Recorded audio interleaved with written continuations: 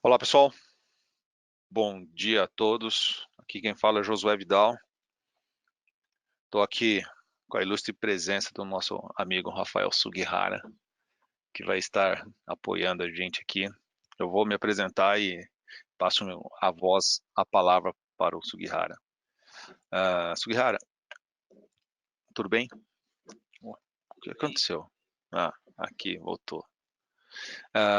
Pessoal, vamos falar então hoje sobre boas práticas de arquitetura multi-cloud. Fico bastante contente de estar realizando essa apresentação hoje. Semana passada, semana passada eu voltei dos Estados Unidos, eu tive a oportunidade de entregar esse mesmo tema lá no Microsoft Ignite, em Orlando. Eu falei sobre como montar uma arquitetura multi-cloud utilizando o Terraform. Então foi uma palestra bem técnica. Eu até estou com um vídeo aqui para apresentar para vocês como que eu monto uma utilizando Terraform, mas antes vamos falar um pouco das melhores práticas, tá?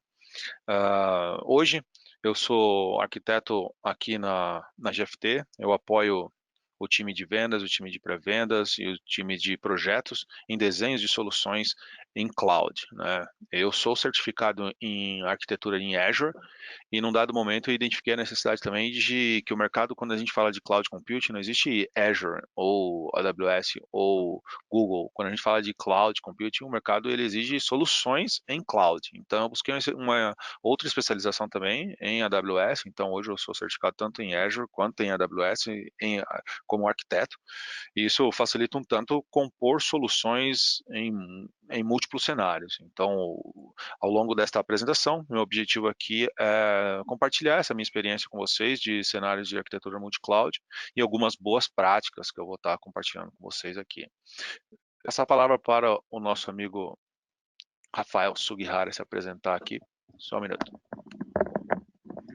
Bom dia, pessoal. Meu nome é Rafael Sugihara, eu sou arquiteto de soluções aqui da GFT. Atuo diretamente no time que o Vidal também atua, que é o time de arquitetura, regido pelo Carlos Matos aqui no Brasil. E temos atuações aí cross-empresa, tanto no Brasil quanto no exterior. Eu estou disponível aqui para apoiar o Josué nessa apresentação. Então fiquem à vontade aí para mandarem perguntas aí no nosso chat e nosso questionário. Obrigado, gente. Uma boa palestra. Alguns recadinhos importantes, pessoal. A qualquer momento podem fazer perguntas. O Rafael Sugihara vai estar apoiando, respondendo. Se tiver algum cenário que ele quiser perguntar para mim, ele pode estar perguntando. A gente já responde ao vivo e a cores. Deixem o microfone de vocês no mute. Também é importante deixar o microfone de vocês mutado aí para que a gente não possa ter nenhuma interferência. E bora lá. Quando a gente fala de multi-cloud, né, é extremamente. Quando a gente fala de cloud computing no geral, existem alguns motivadores, né, de cloud computing. Um dos principais motivadores hoje, quando a gente fala de cloud computing, é a tal da transformação digital. É bem nítido para cada um de nós que está aqui nessa audiência que a área de negócio ela se desenvolve dia a dia. A área de negócio ela está ali é, per- é, diariamente desenvolvendo as suas capacidades. Eu até costumo dizer que a área de negócio ela está sempre em constante MBA. É uma MBA que nunca termina dentro desse processo de transformação digital. Nós, como arquitetos de soluções, como área de TI, somos cada vez mais pressionados pela área de negócio para que a gente possa apoiar a área de negócio para que ela consiga entregar essa tal de transformação digital. E nós bem sabemos que através de cloud computing é uma das ferramentas que eu consigo endereçar os desafios da transformação digital. Então, quando a área de negócio ela se vê na necessidade de melhorar o time to market, ela vê a necessidade de ganhar novos mercados, ela sabe que ela precisa estar inserida dentro de um cenário de transformação digital, ela apresenta inúmeros projetos e dentro desses projetos a área de negócio ela apresenta alguns requisitos. E quando a gente fala, ok, eu como arquiteto de soluções preciso atender esses requisitos para que eu possa ajudar a área de negócio. Visto isso, eu conecto Cloud Computing. Quando eu coloco Cloud Computing, eu consigo apoiar a área de negócio nessa transformação digital. Muito bem. Não contém em ir para a cloud ou algum projeto em cloud, muitas vezes esse requisito, ele vem associado a uma premissa, né. Preciso que esse projeto, ou essa solução, ou esse serviço, ele seja multi-cloud. Em alguns momentos, já é um requisito já lá de cima, né, já vem uma demanda clara, diz: "Ok, temos um planejamento estratégico corporativo, a gente vai alcançar alguns mercados, só que para isso essa solução obrigatoriamente ela precisa ser multi-cloud". Opa, aí eu como arquiteto compartilho aqui com vocês quais são os motivadores para que as empresas elas estão olhando hoje muito para cenários de arquitetura multi-cloud. O primeiro grande motivador é evitar o lock-in, né. O que é o lock-in? Lock-in é a capacidade na qual vai fazer com que eu não fique preso em um único provider, ou seja, a empresa ela quer ir para a cloud, a empresa ela entende que a cloud vai acelerar o processo dela de adoção de tecnologia, de transformação digital, a empresa entende isso, o negócio propriamente entende isso, porém o negócio ele não quer ficar refém de um player ou outro. Podemos falar assim: "Ah, estamos indo criando um cenário, estou indo para a AWS, ou estou indo para o Google". Muito bem. Num dado momento, poxa, e se o Google deixar de existir, e se a AWS deixar, se der algum problema, a nível de serviço nesse determinado player, ou se o custo ficar muito então, evitar o lock-in é um dos principais, motivadores para as empresas, para a área de negócio, falar: "Poxa, eu quero ir para um cenário cloud". E o segundo grande motivador está diretamente relacionado à otimização de custo. Existem serviços que eles são mais baratos, digamos assim, no Google, na AWS, em comparação com o Azure, e vice-versa. Existem serviços no Azure que são mais baratos, em comparação com a AWS. Da mesma forma, um terceiro motivador é o desempenho, né. Quando a gente fala de desempenho, a gente conecta com o último ponto ali também, a latência.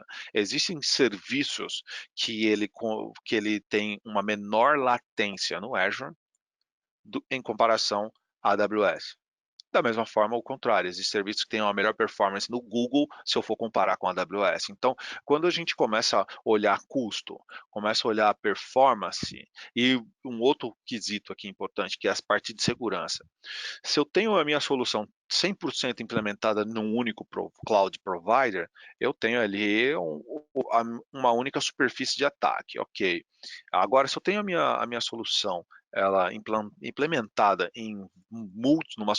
numa estrutura multi-cloud, se eu estou sofrendo um ataque no Azure, por exemplo, eu consigo, obviamente, direcionar o meu tráfego, eu consigo fatiar, criar camadas de segurança em outras clouds para que eu possa diminuir a superfície de ataque, a diminuição de riscos de DDoS, por exemplo. Desta forma, a minha confiabilidade ela é aprimorada a partir do momento que eu tenho essa flexibilidade de direcionar tráfego entre clouds, entre cloud providers. Então, quando a gente fala de motivadores, você vai chamar por que devo ir para cloud computing, para multi-cloud no caso? Quais são os motivadores? Acaba sendo justamente evitar o lock-in, otimização de custo, desempenho, performance e segurança. Esses são digamos, os grandes pilares, os grandes motivadores que fazem com que projetos de multi-cloud vinguem e atendem aí inúmeros cenários, tá ok? Nos próximos slides, eu trouxe aqui alguns patterns, algumas boas práticas de adoção de multi-cloud, como que você pode estruturar isso. O primeiro pattern que eu trouxe aqui é o cloudification. O que significa aqui nesse cloudification? Deixa eu pegar o meu laser point, está aqui já. Muito bem. Eu tenho aqui um ambiente onde eu tenho a minha aplicação on-premise, o meu grande monolítico lá, né, a minha aplicação rodando. Estamos agora na semana da Black Friday, né, então sexta-feira eu já está, todo mundo já tem consciência de que eu preciso ter o meu ambiente para que ele possa ter a capacidade de suportar a demanda de uma Black Friday. A minha aplicação está aqui, o meu requisito eu sei que eu não vou conseguir atender. Então, o que que esse cloudification faz? Opa, eu faço uma extensão da minha aplicação, da minha camada de aplicação, do meu front, por exemplo. Ok, eu tenho uma campanha de Black Friday? Tenho. Então, eu vou fazer o seguinte, eu vou pegar um módulo da minha aplicação e vou colocar na AWS e no Azure. Eu vou fazer uma extensão. Isso, eu tenho um grande ganho, que é o meu benefício de time to market. Eu consigo atender ali a Black Friday. Porém, existe um grande desafio. Não são todas as aplicações que dão suporte a esse tipo de arquitetura, a esse tipo de integração. Existe uma complexidade grande a nível de aplicação. São aplicações e aplicações. Dependendo da minha aplicação, eu não vou conseguir catar esse módulo de apresentação, a camada, né, de apresentação da minha aplicação e levar para fora. Eu não vou conseguir. Mas dependendo da aplicação que eu estou olhando, tipo um web application já em algumas camadas, já numa estrutura um pouco mais flexível, sim, é possível estabelecer esse tipo de pattern e atender o negócio dentro dessa estrutura, tá ok? Esse é um primeiro pattern. Um segundo pattern, que aí já é o relocation, né? Esse multi-cloud relocation. Neste caso, o grande benefício, eu melhoro a disponibilidade, porque eu tiro realmente a aplicação do meu on-premise e levo essa grande aplicação para um cloud service, para uma plataforma. Muito bem. Porém, eu ainda tenho um grande desafio, né, que é a integração da arquitetura, porque não são todas as aplicações que vão usar. A arquitetura atual da aplicação suporta isso? Esse é o grande ponto. Um reallocation, né, tirar daqui e fazer quase um lift and shift aqui? Ah, sim, não. Obviamente temos que entrar no detalhe dos componentes da aplicação, entender aqui essa aplicação. Uma vez suportado, sim, eu consigo fazer esse rehosting, consumir serviços tanto a AWS, que é o meu exemplo aqui, e serviços Azure, que é o meu outro exemplo aqui. Tá ok? Terceiro pattern, que aí é onde eu começo a ficar mais feliz e começo a fazer mais sentido, é a parte do refactoring. Então eu deixo de olhar para uma única aplicação, começo a entender e fatiar os componentes da minha aplicação, componente um, componente 2, e agora eu tenho a possibilidade de portar o componente 1 para o Azure, portar o componente 2 para a AWS, poderia ser Google, poderia ser Oracle, poderia ser IBM, poderia ser outras soluções de cloud providers. Desta forma eu ganho aí, obviamente, escalabilidade, né? Eu ganho escalabilidade, desempenho dentro desse cenário. Eu consigo ter uma rápida resposta a condições de mudança para o negócio, porque uma vez a minha aplicação deixa de ser um grande monolítico ali, uma única aplicação, eu consigo fatiar os componentes ali, eu já tenho eu tenho uma flexibilidade maior, né? Eu tenho uma flexibilidade maior. Porém, da mesma forma como eu tenho o ganho, eu tenho a perda em alguns lados, né? A perda é o desafio do application modernization, é o famoso desafio de modernizar a minha aplicação, entrar ali, mexer naquele vespeiro. Então, veja, esse daqui não é o estado da arte, que é o application, que é o re-architecture da ação, não.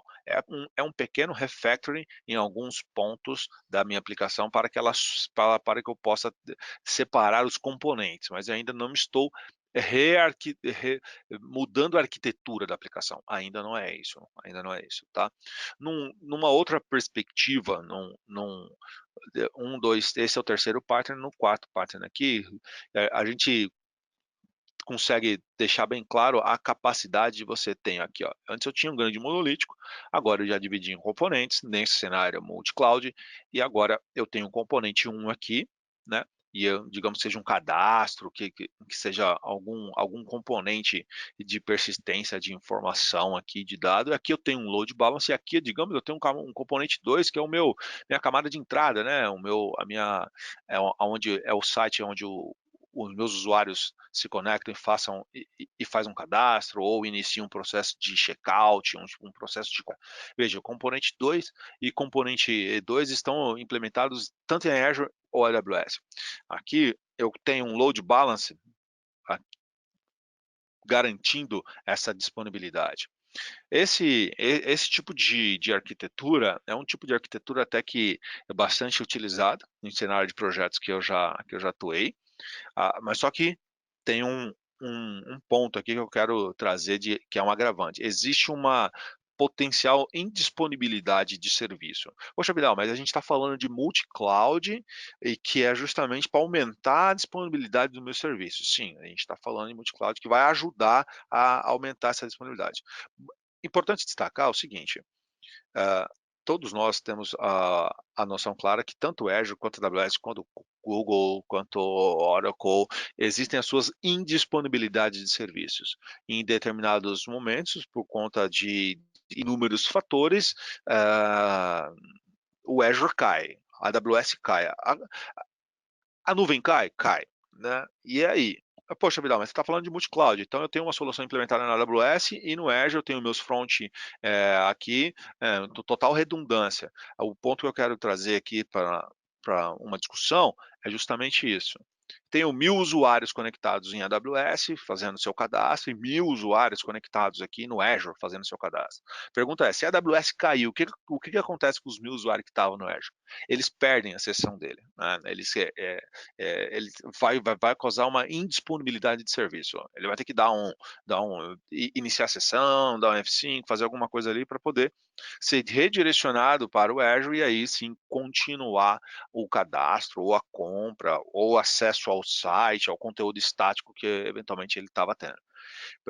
Poxa, Vidal, mas essa solução tem como diminuir ainda o tempo de indisponibilidade? Sim, tem um outro pattern que a gente consegue trabalhar, que é esse outro pattern que é o Cloud Brokerage, que permite com que agora, além de eu ter aquele load balance na minha camada de front, eu tenho um broker service aqui, ó, buscando a persistência da informação na última do dado no momento que ele está fazendo o cadastro, seja num S3 ou seja num Azure Storage Account, por exemplo. Nessa topologia, eu ainda tenho um tempo de inatividade, um tempo de indisponibilidade do meu serviço, porém menor, visto que eu estou pegando tanto a camada de apresentação quanto a camada de persistência da informação lá na outra ponta, tá? Esse é o quinto cenário de boas práticas aqui. E, por fim, a gente chega no estado da arte aqui, que é desejado a nova arquitetura da aplicação, ou seja, Application Modernization. Quais são, quais são os requisitos funcionais e não funcionais dessa aplicação? Vamos remodelar essa aplicação e vamos portar essa aplicação para um cenário Cloud Native. Desta forma, a aplicação ela vai consumir cloud services, que aí é a expressão que a gente sempre fala, né? É nuvem em seus termos, ou seja, consumir cloud service, consumir plataforma, consumir seja serverless, seja ou existem alguns cenários aqui dentro dessa arquitetura, vocês estão vendo aqui que são VMs, mas eu já fiz algumas demonstrações onde qual que é o grande cenário quando a gente fala de arquitetura multi-cloud, quando a gente fala de multi-cloud. Não é uma boa prática eu consumir serviços proprietários da AWS e não é uma boa prática eu consumir serviços proprietários do Azure. Caso contrário, eu não consigo evitar o lock-in. Eu estou indo para um cenário multi-cloud justamente para eu trabalhar, para eu evitar o lock-in. Aí eu vou lá, digamos que eu tenha que ter um cenário de um serviço de mensageria. Eu vou lá, subo um SQS na AWS e um queue e um storage queue no Azure. Não, tá errado. Eu preciso subir o meu Hornet Queue, o meu RabbitMQ, eu preciso ter uma camada que de da forma com que eu consiga ter uma total abstração do cloud provider que eu esteja. Da mesma forma, quando a gente fala de Kubernetes, né? Que é esse cenário aqui, ó, por exemplo, esse cenário aqui. Eu posso subir uma stack de Kubernetes aqui na AWS, subir uma stack de Kubernetes no Azure, e a partir deste momento eu estabeleço a comunicação entre esses dois clouds.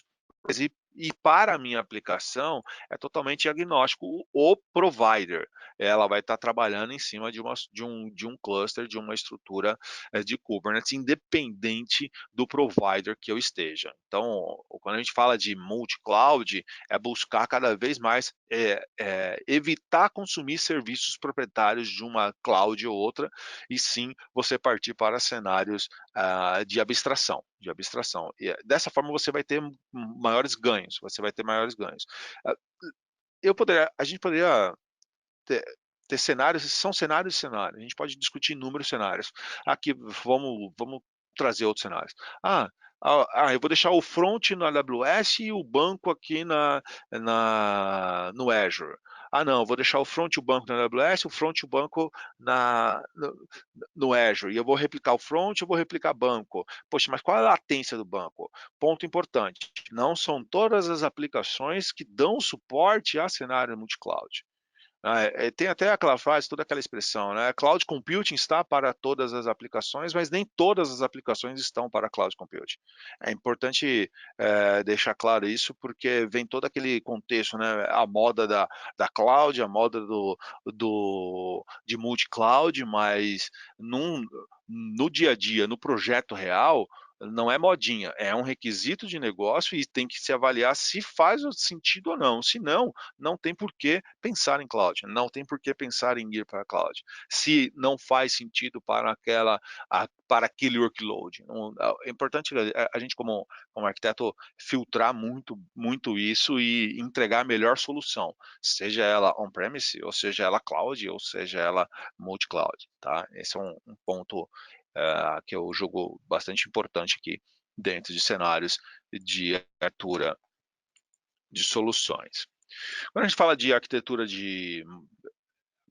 multi-cloud na prática, como que eu implemento isso?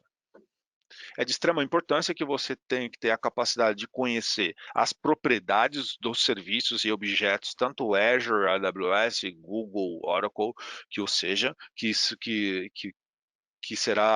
serão inseridos dentro da sua arquitetura. Então, se você está falando de um cenário Azure e AWS, você precisa conhecer as propriedades de storage, de files, keys, blob, você precisa conhecer as propriedades aqui do Web App, API Management,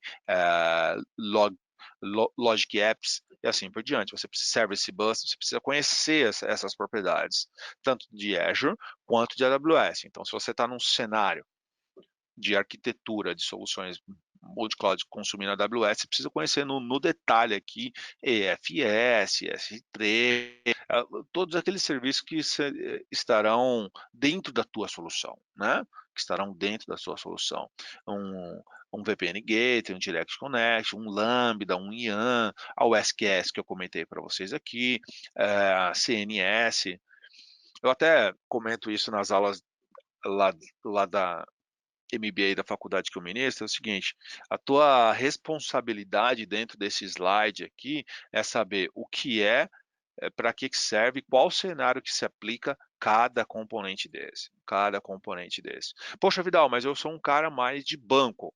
Então você vai dominar muito essa área, vai ter um conhecimento, digamos que eu chamo especialista na parte de tipos de banco de dados em cloud, e você vai ter um conhecimento mais generalista em outras áreas.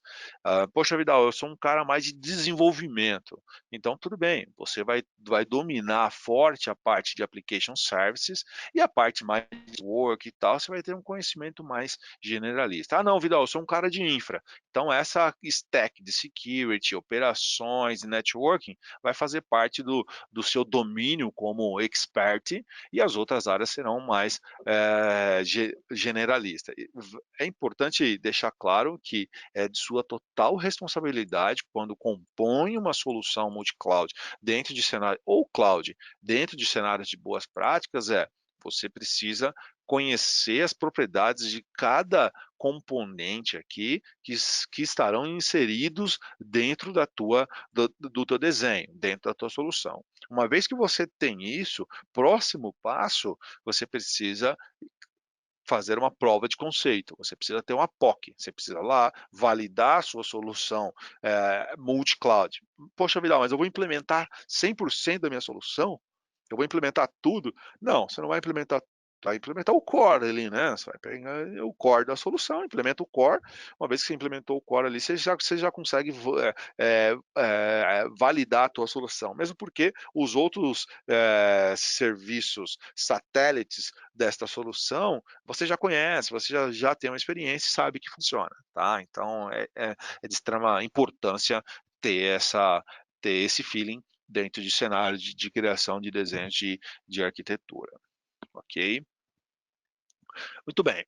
Ah, nos próximos slides, eu só trouxe um depara, né, um comparativo, tanto o Azure quanto o AWS, para que você possa conhecer aqui.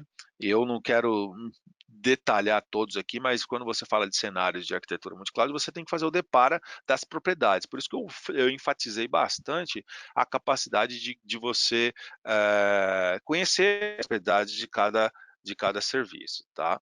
Tá ok? Então aqui, se eu falar de EC2, eu tenho comparativo com o Azure. Se eu falar de auto-scaling, vou falar de vmscale 7, quais são as diferenças e assim por diante. Quando eu falo de registry, da mesma forma. E aí eu tenho a parte de compute, que eu comentei, tenho a parte de storage. Lembrando, qual que é o grande desafio? O que é, para que serve, qual o cenário que se aplica, qual é o troubleshoot, como que eu faço o troubleshooting e qual o RG do cara que desenvolveu isso aqui, né? Então, esses conhecimentos são necessários, são, né, extremamente necessários na composição de uma solução para você estabelecer a POC e garantir que o seu desenho para em pé. Né, e garantir que o seu desenho para em pé. E aqui tem outros comparativos aqui na parte de banco, na parte de migração de serviços, na parte de networking. Queria compartilhar com vocês este é da onde eu extraí aquelas informações. Então fica aqui o site comparecloud.in, né? Bom, fique à vontade, acessa essa URL. Dentro dessa URL você consegue ter uma matriz de comparação separado por categoria e tipo de serviço da AWS, do Azure, do Google, da IBM, Oracle e também do Alibaba. Né? Então, esses 6 cloud providers aí, quando você olha no quadrante do Gartner, numa perspectiva de IaaS, por exemplo, são esses 6 de 2019, do quadrante do Gartner de 2019, esses 6 cloud providers, eles estão bem posicionados dentro do quadrante de IaaS, tá ok? Então, quero compartilhar com vocês essa URL. Agora, eu vou começar a trazer cenários, né? Vamos lá, vamos falar de cenários. A gente introduziu ali falando bastante da parte dos motivadores de uma adoção de multi-cloud, que a transformação digital ela impulsiona isso e o que motiva entregar através de multi-cloud, que são alguns requisitos que aqui nós tratamos. Depois falei dos 6 patterns de melhores práticas de adoção de multi-cloud. Né? Falei para vocês agora como que é o passo a passo para que você possa implementar essa solução. Primeiramente, você precisa conhecer as propriedades de cada serviço, foi o que eu mostrei. Uma vez que você conheceu a propriedade de cada serviço, você vai começar a criar desenhos. Então, aqui eu trouxe um cenário. Tá? Um cenário de uma arquitetura AWS e um cenário de arquitetura Azure. Né? Se fosse, eu vou até criar um fundamento aqui. O que vocês entendem dentro desta topologia, né? Se você tá visualizando esse slide, o que você está entendendo dentro desse cenário aqui de arquitetura e deste cenário aqui de arquitetura? O que você compreende, né? O que você compreende? O que está tempo? Aqui a gente consegue compreender que eu tenho uma solução em 3 camadas. Eu tenho um acesso web, digamos um front, um back e um banco, né? Posso falar assim, tem um web, um business tier, um data tier aqui. Se eu olhar aqui na estrutura de AWS, é a mesma coisa, tem um front, um back e um banco, né? A estrutura é sempre replicada em duas zonas aqui em duas regiões diferentes. Aqui eu tenho camadas de load balancer, né? Eu tenho um load balancer de, de, de network load balancer, eu tenho um application balancer, aqui é um traffic manager. Veja, eu tenho um ambiente escalável, né? E balanceado aqui por regiões, né? Da mesma forma que quando eu falo em AWS, eu tenho a estrutura aqui onde eu tenho um Elastic Load Balancer aqui fazendo balanceamento de carga também para os meus web services. Então esses são dois cenários, né? Dois cenários bem bem tranquilos aqui quando a gente fala de multi-cloud. Poxa, Vidal, dá para montar esses dois cenários e aí eu tenho a minha solução trabalhando tanto no Azure quanto na AWS. Nesse cenário, eu estou mostrando algumas as VMs, mas eu poderia subir um AKS no Azure e um EKS na AWS e compor um cluster de Kubernetes em ambos lados e fazer deploy dos meus pods nessa solução. Esse é um outro cenário também que se aplica o contexto de multi-cloud. Tá? Aqui, deixa eu mostrar para vocês, dentro desse cenário que eu estou mostrando, esse desenho, que foi a palestra que eu entreguei lá no Microsoft Ignite. Deixa eu pegar aqui um vídeo que eu gravei a minha demo lá. Nesse vídeo, o que você consegue ter? Acho que vocês estão vendo a minha tela já, certo? Nessa minha tela, o que eu tenho? Eu tenho um único arquivo de Terraform que ele tem o objetivo de provisionar aquele ambiente lá que eu acabei de mostrar para vocês. Aqui, ó, a viability set da minha das minhas VMs, o meu IP público. Continuando aqui, eu tenho a minha VNet do meu ambiente no Azure.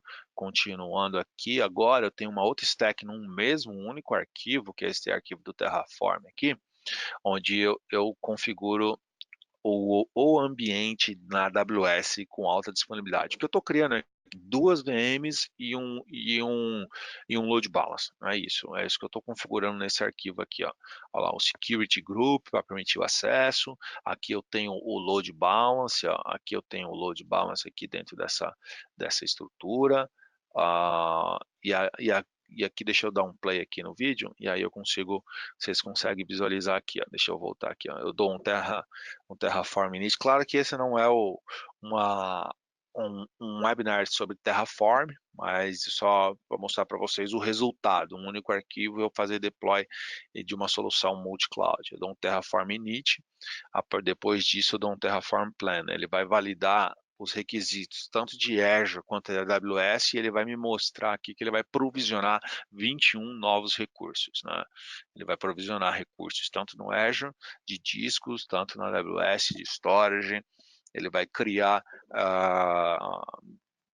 os meus front-end, dois front-end no Azure, dois front-end na AWS e o Elastic Load Balance tanto na AWS quanto o Network Load Balance no Azure. Esse é o objetivo deste file.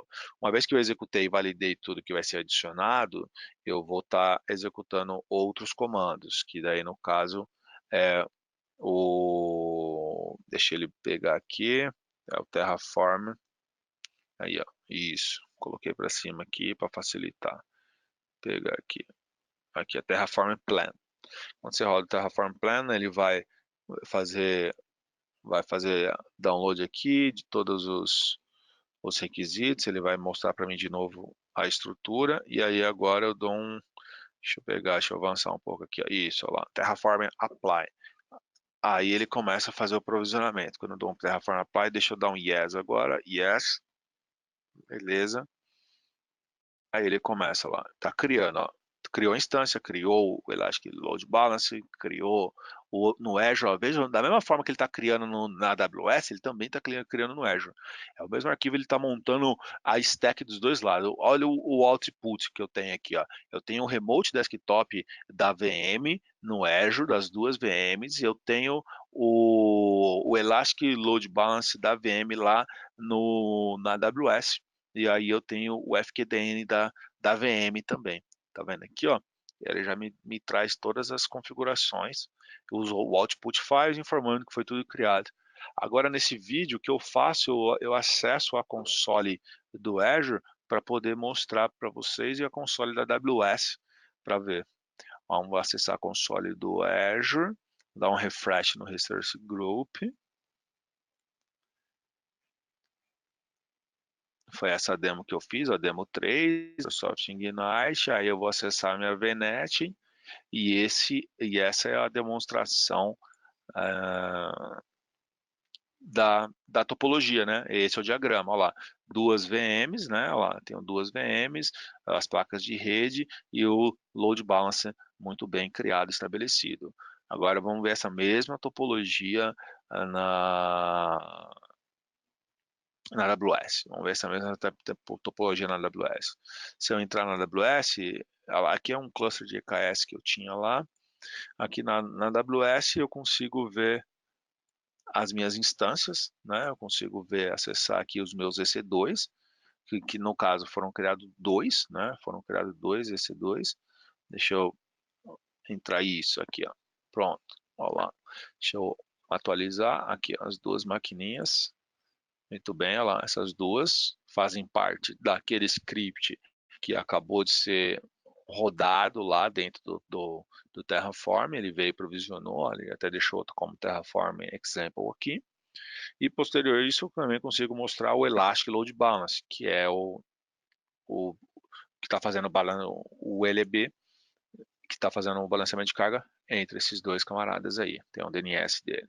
Tá, ok? Então esse é um tipo de cenário, é uma demonstração na qual você consegue visualizar a, a, a implementação de uma topologia multi-cloud, né? A implementação de uma topologia de cenários multi-cloud. Poderia, da mesma forma, é um outro vídeo, é um outro script que eu tenho, mas eu acho que eu não cheguei a gravar o vídeo, que é subindo um AKS no Azure e um EKS na AWS, da mesma forma que eu subi essas VMs, eu ia subir um cluster de Kubernetes, depois fazer o deployment de uma aplicação, de uma solução. Tá, ok? Esse é um outro cenário. A gente pode até marcar um outro webinar para a gente detalhar a Terraform, ser bem mais técnico, olhando a ferramenta. O objetivo desse aqui é mais trazer cenários de uso de boas práticas mesmo, tudo bem? O que nós devemos considerar, né? O que nós devemos considerar quando a gente fala de arquitetura de soluções? Não podemos deixar de considerar toda a perspectiva da arquitetura de negócios, né? Quando a gente fala, poxa, tem um novo requisito, tem que fazer uma implementação nova, tem que subir uma solução, seja ela em cloud computing, seja ela o que seja, eu preciso criar uma solução, eu preciso olhar todos os domínios. Eu não posso estar focado só na parte da aplicação, ou só na parte técnica, ou só na parte de negócio. Não, são um conjunto de artefatos, são um conjunto de requisitos que fazem com que eu consiga compor a solução, seja ela na perspectiva de negócio, que eu vou ter que olhar, e esses são os domínios aqui que eu preciso olhar, domínios e subdomínios. Outro requisito a parte de application integration, eu tenho que olhar a parte de processo de integração, da aplicação. Não posso deixar de olhar a parte de dados, né? Então, ok, tem uma solução, o requisito é subir uma solução nova, ela é uma solução multi-cloud. Qual que é o desenho da arquitetura na perspectiva de negócio, na perspectiva de aplicação e aí na perspectiva de dados, tá? E por fim, na perspectiva técnica, servidores, microserviços, cluster, Kubernetes, storage, o que seja. Extremamente importante deixar claro o seguinte, não é você que talvez faça tudo isso. Você é um arquiteto de soluções especializado em banco, você é um arquiteto de soluções especializado em infra, você é um arquiteto de soluções especializado em application, em desenvolvimento. É importante deixar claro todo o cenário de composição de uma solução, ele é construído a 4 mãos, a 5, 6 mãos. Né? Você tem especialistas em cada domínio, em cada área, e a partir disso você compõe a solução, cada um ali, um apoiando, ajudando o outro no desenvolvimento da solução, no desenvolvimento da solução. Tá? Então esse slide aqui é um slide que eu particularmente, né, utilizo diariamente nas minhas, na minha necessidade de criação de cenários de arquitetura. Quando chega ali um requisito, eu passo por cada um desses domínios. Meu objetivo é não esquecer nada, não deixar nada para trás. Então eu quero com que o meu desenho de solução ele atenda todos os requisitos e na hora daquele famoso go live eu não falo, poxa, mas esqueci, pô, o ambiente está lento por quê? Ah, mas você não perguntou também qual era o tempo de resposta que você queria? Ah, você também não. Você entende? Eu não quero deixar nada para trás.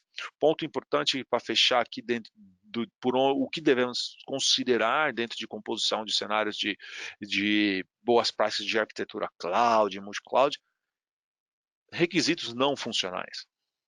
Você tem considerado os requisitos não funcionais dentro do teu desenho de solução? Se sim, ótimo. Se não, quais você está esquecendo? Está olhando todos? Claro que nesse slide não são todos os requisitos não funcionais mencionados, mas são alguns de extrema importância que a gente precisa considerar. Disponibilidade, confiabilidade, capacity, né? Segurança, escalabilidade, ou seja, são todos os requisitos não funcionais que dão suporte aos requisitos funcionais da minha aplicação, né? Requisitos não funcionais, eles vão dar suporte à aplicação. E muitas vezes, em inúmeros projetos, está todo mundo ali 100% focado nas funcionalidades da aplicação e aparece alguém perguntando sobre o não funcional. Como assim não funcional? As funcionalidades está aqui, está tudo mapeado, está no Kanban, está nos post-it. Tá, mas e o requisito não funcional para suportar isso? Ah, sei lá, meu, requisito funcional a gente vê na hora do go live, né? Tem uma noção ou outra de performance, de capacity, mas nada muito detalhado. Nossa missão é basicamente buscar estressar esses requisitos não funcionais para que ninguém seja surpreendido lá na implantação, ok?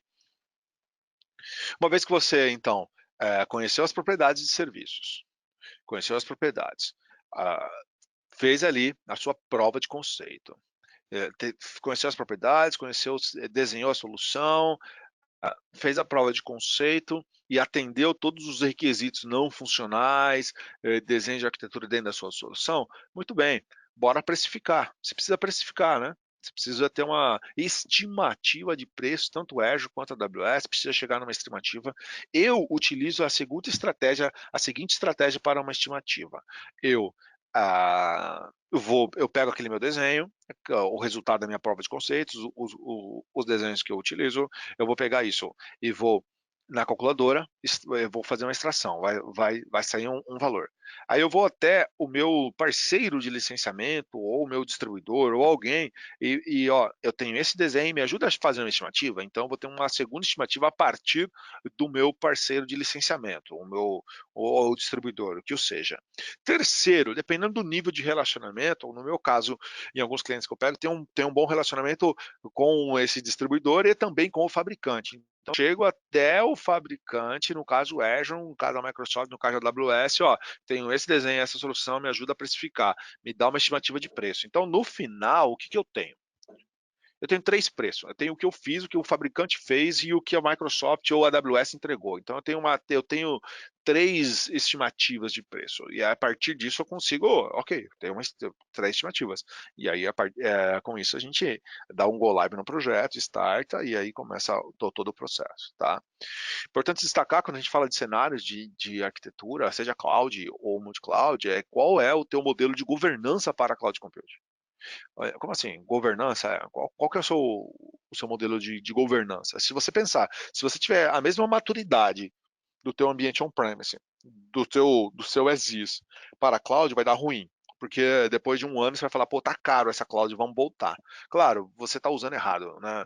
Aí é o seu operações que tá alto. Porque uma atividade que você poderia fazer ela em sei lá, em 2, 3 horas na AWS, você faz em 8 horas. Então, desta forma, você tá utilizando errado. Você poderia estar trabalhando com scripts, com uma esteira DevOps, com pipeline, com automação. Então, é de extrema importância que você tenha um modelo de governança para cloud para que você consiga, assim, desta forma, ter os ganhos de cloud computing, né? Ter os ganhos de cloud computing. Esse próximo slide é um slide de provocação, né? É um slide de provocação. Quando a gente fala de multi-cloud, eu tenho aqui a pergunta que eu sempre faço quando eu dou a aula na faculdade, eu apresento esse slide aqui, é o seguinte, meu amigão, que você entende dentro desse slide? O que você está que você está lendo aqui? Ah, eu estou lendo aqui que tem um Google, tem Azure e AWS. Tá bom. Eu estou usando o Express Route, Direct Connect e Interconnect. Eu estou fazendo um link, um LAN to LAN aqui, um link direto nesse backbone aqui, nesse rack. E esse rack é o rack que está dentro da minha empresa, o meu concentrador. Daqui para baixo está a minha empresa, daqui para cima está a internet. Então veja só, essa é uma estrutura de networking propriamente dita mesmo, onde eu estou conectando a conectividade de multi-cloud, né? Google, Azure e AWS estão todos conectados num único concentrador. Aqui eu estabeleço o roteamento nessa minha camada e daqui para baixo é o meu enterprise, é o meu corporate. Então aqui eu tenho um ambiente que tem a capacidade de consumir serviços de multi-cloud. Num cenário bem tecnicamente falando, a nível de networking mesmo, tá? A nível de networking. É isso que está sendo representado por esse slide. É isso que está sendo representado. Poxa, Vidal, então quer dizer que se eu quiser montar uma arquitetura multi-cloud, conectar tudo, eu preciso de uma arquitetura similar a essa? Sim. Sim, você vai precisar de um desenho, de uma solução similar a essa. A não ser que você esteja apto e queira consumir os serviços clouds através da internet. Então você vai consumir os cloud services, você vai consumir através da internet. Você não vai fazer é como se fosse um private link aqui, né? Você não vai ter o seu Express Route, ou o seu Direct Connection. Não, você não vai ter. Você vai consumir através da internet. Então eu, como corporate aqui, como enterprise, eu vou subir para a internet e vou acessar através da internet esse cara. Ah, não quero ter esse looping. Eu quero ir direto. Então daqui bateu, eu tenho um roteamento aqui entre eles. Então consigo, entenda-se, é bem tranquilo entender esse slide. Você vê que é o quê?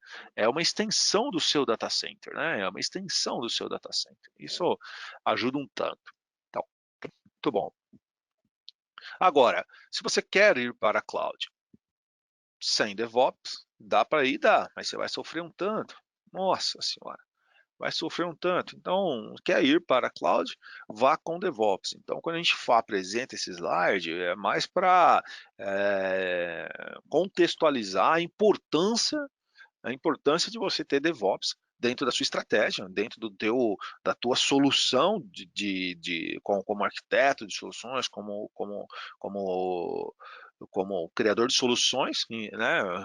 O papel acaba sendo entender os requisitos técnicos, entender os requisitos de negócio e compor soluções. Na hora que você compõe essa solução, tem que ter uma stack forte ali de DevOps dentro daquilo. Poxa, Vidal, mas eu não manjo metade dessas ferramentas aqui, não entendo nada. Não, tranquilo, o que você precisa é dominar 2 ferramentas, 3 de cada quadrante aqui, né?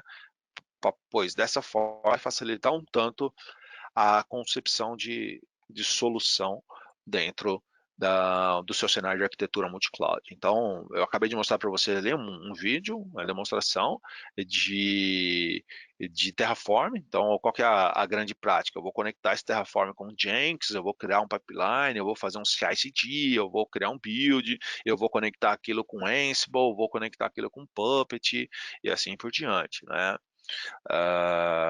E é importante deixar claro esse quesito, né? Esse quesito. Deixa eu olhar aqui, temos mais 10 minutos, né? Deixa eu dar uma olhadinha aqui nas perguntas, vamos ver algumas perguntas aqui, quais são as perguntas e respostas, deixa eu dar uma olhada aqui. Chegou, tá aqui, chegou a responder, muito se fala de Cloud Native, mas a informação por essa linha geral, Loquim. Qual que é a pergunta aqui? Muito se fala de Cloud Native, certo? Mas informações por... Mas indo para essa linha geral aqui. Legal. Qual é o posicionamento acerca desse assunto? De Cloud Native? Sim, vamos lá. Então, Quem perguntou foi o Eric Albuquerque, grande Eric, meu, Eric é top, era grande Eric. Eric, quando a gente fala de Cloud Native, né, sim, cara, gera lock-in, né, gera lock-in. Então, a gente trabalha dentro de um cenário de uma arquitetura que está buscando evitar consumir cloud recursos, seja da AWS, seja do Azure, seja do Google, que sejam proprietários, justamente para a gente evitar o lock-in, aí dentro dessa perspectiva, respondendo a tua pergunta, qual é o seu posicionamento acerca desse assunto?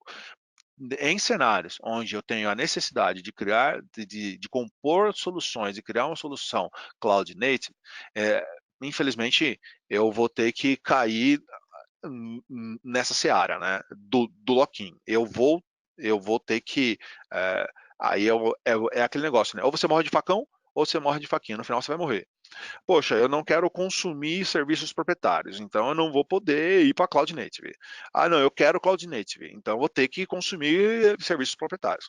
Existe uma outra demo que eu cheguei até a começar a estruturar ela para apresentar lá no Ignite, Eric, que era o seguinte, uma solução serverless consumindo, dá uma olhada, multi-cloud consumindo Lambda e Azure Functions. Então, através do Terraform, você faz o deploy de uma solução, onde você faz o deploy dos fronts, e aí você faz o deploy do back do core da aplicação, consumindo serverless, e é uma solução multi-cloud, serverless multi-cloud, sendo provisionada por Terraform, onde eu vou estar usando Lambdas e Azure Functions. Tá? Esse foi um cenário que eu dei uma estudada, até mesmo para preparar a palestra lá do Microsoft Ignite. Mas respondendo a tua pergunta dentro desse contexto, Cloud Native ele vai obviamente não me obrigar, mas ele vai fazer com que eu tenha uma grande tendência de consumir algum serviço proprietário, e dessa forma eu entro no lock-in, eu entro nessa seara do lock-in, tá ok? Então esse é o meu posicionamento, tá? Nossa, meu, várias perguntas aqui, a grande Eric. Eric, respondi sua pergunta? Tranquilo? Respondido ao vivo, obrigado. É isso aí, ok. Aí tem outras aí, né? Vamos lá. Mas em relação à latência de banco, mas em relação à latência do banco, está mais ligado à arquitetura de microserviço ou que o cloud. Não entendi aqui, ó. O Sugihara aqui, ó, qual que é? Em relação à latência do banco de dados, está mais ligado à arquitetura de microserviços ou ok cloud. Isso mesmo. Então, valeu. Obrigado pela moderação aqui, ó. Vamos lá. Como eu trabalho com o tema de disaster recovery com soluções cloud native? Aqui, o Márcio Santana, né? Márcio,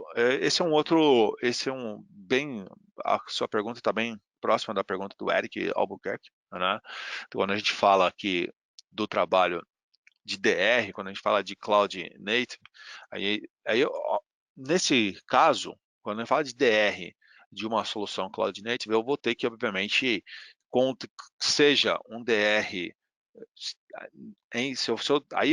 DR de Cloud Native, agora eu estou pensando aqui, por quê? Porque se eu estiver trabalhando com uma solução Cloud Native em AWS, eu vou fazer um DR dessa solução Cloud Native em AWS, né?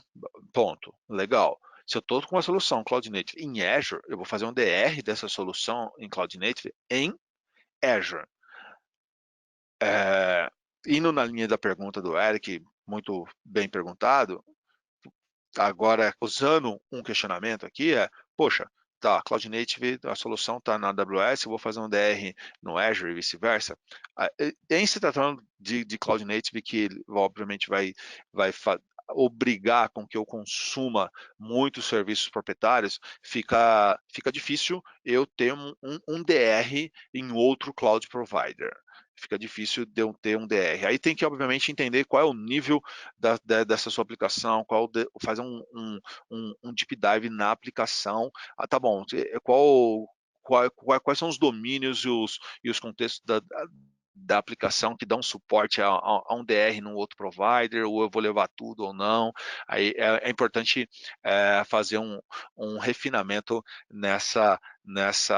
nesse requisito. Mas quando eu olho, na minha perspectiva como arquiteto, quando eu olho DR, eu olho DR para o todo, né? Levando em consideração essa sua pergunta, faz total sentido eu ter um DR dentro do meu provider, que eu já estou consumindo a aplicação Cloud Native, tá bom? Então esse é um outro cenário. Respondi sua pergunta? Tranquilo?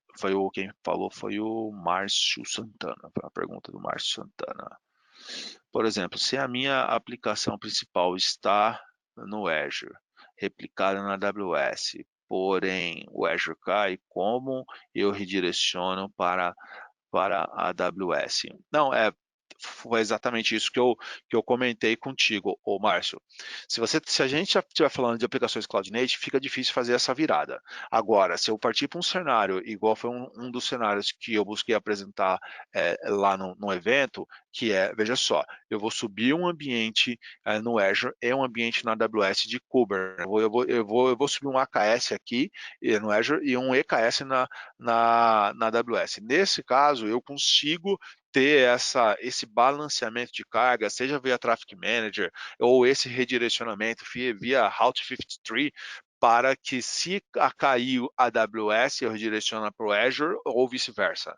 Mas veja, eu não estou mais consumindo clouds, recursos proprietários. Eu criei uma stack, eu criei uma camada de abstração e a partir disso, aí sim, eu consigo criar esse cenário que você comentou. Acho que é bastante pertinente aí essa estrutura que você comentou. Voltar na pergunta do Tota. O exemplo, ele trata de banco de dados distribuídos. Um na AWS e outro tá, então ele está falando de banco de dados distribuídos, tá. Quando falamos de microserviços, muitas vezes a integridade tem que ser sacrificada em virtude da disponibilidade. Sim, com certeza. Neste cenário, é o meu caso. Então, o problema é relevante, mas a arquitetura do serviço. Não, não, você consegue. Deixa eu pegar outra aqui. Vamos ver aqui outra pergunta aqui. Peraí.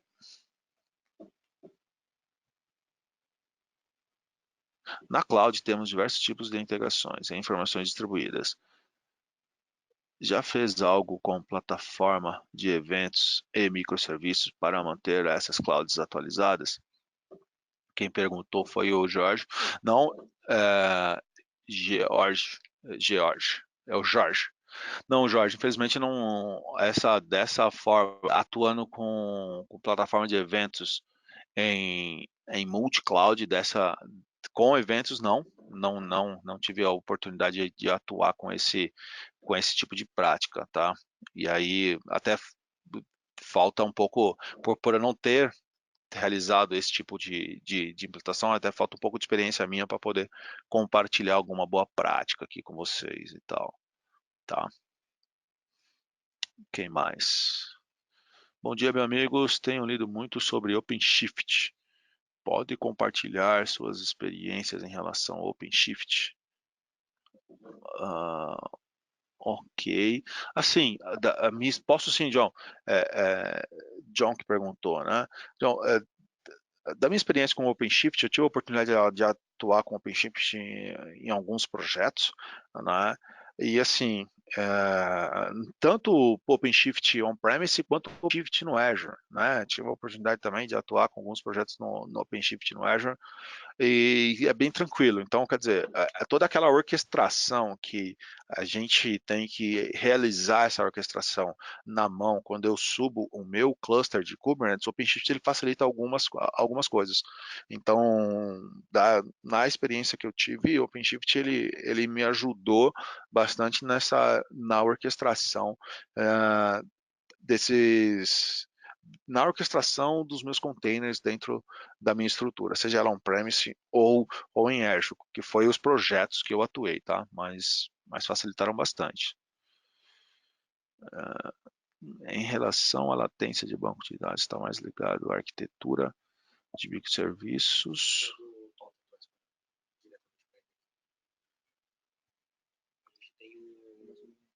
Como trabalho o tema de disaster recovery com soluções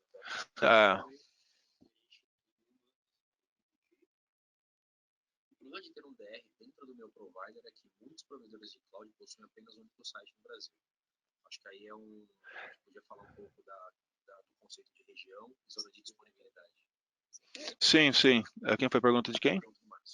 Márcio, complementando a tua pergunta, aí é um dos desafios, né? Dependendo se a sua solução, igual você falou, tá no Brasil, aí quando a gente fala de uma única região, naquela região eu tenho uma, duas ou três zonas de disponibilidade, né? Sempre numa única região eu posso ter uma, duas ou três ou mais zonas de disponibilidade. A partir disso, garante ali para mim uma possível disponibilidade do meu recurso, mas obviamente se cair a minha região, cai tudo. Então teria que ter uma contingência numa região mais próxima. A sua solução está no Brasil, a replicação e a contingência mais próxima justamente seria Virgínia, Ohio, seria se você estiver falando de AWS, né? Se você está falando de Azure, ele tem o Central, tem o West ali, que também acaba sendo o outro ponto de contingência nosso aqui. Tá bom? Acho que foi o Márcio, que perguntou. Aí eu queria voltar naquela do Tota lá, porque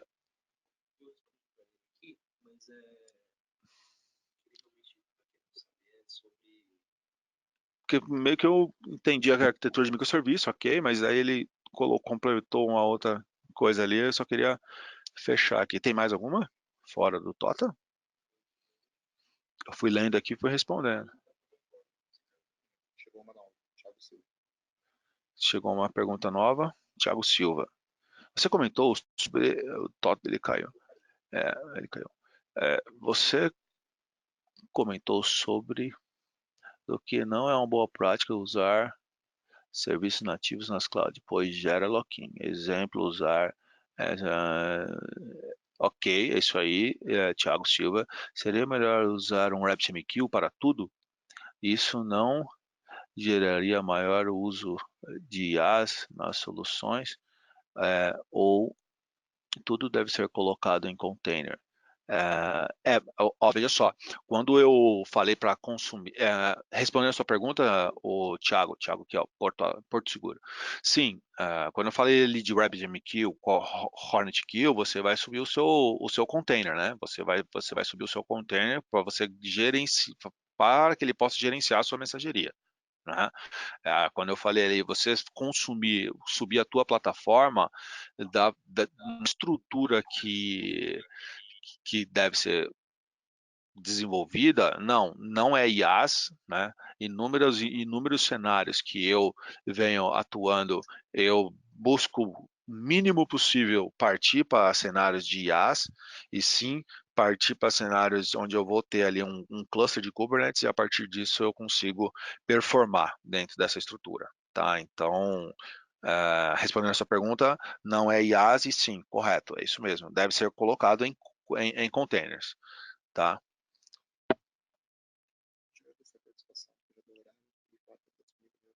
Ok, ok. Voltou? Só para nós responder ele lá. Ao- ok, ok. Pessoal, quero. Ixi, Nossa, até deu uma estouradinha no tempo aqui, respondendo o pessoal, mas quero agradecer a presença de todos. Quero informar que esse conteúdo vai estar disponível no canal do YouTube da GFT e vocês vão estar recebendo também um link de uma avaliação para que você possa dar o seu feedback de vocês e responder aqui o que vocês acharam desse webinar, tá ok? Gostaria de deixar aqui com vocês os nossos contatos, tanto o meu e-mail quanto o e-mail do Rafael Sugihara. Fique à vontade em mandar e-mails, em mandar sugestões ou até mesmo mandar dúvidas, cenários, dúvidas, questionamentos, ou se você tiver algum desafio, alguma necessidade de um cenário, de uma arquitetura, seja ela cloud, multi-cloud, fique à vontade de entrar em contato conosco aqui, que teremos o total prazer em apoiar vocês, tá ok? Quero novamente agradecer a presença de todos. Foi uma satisfação compartilhar essa hora com vocês e até o próximo webinar. Muito obrigado a todos. Tchau, tchau.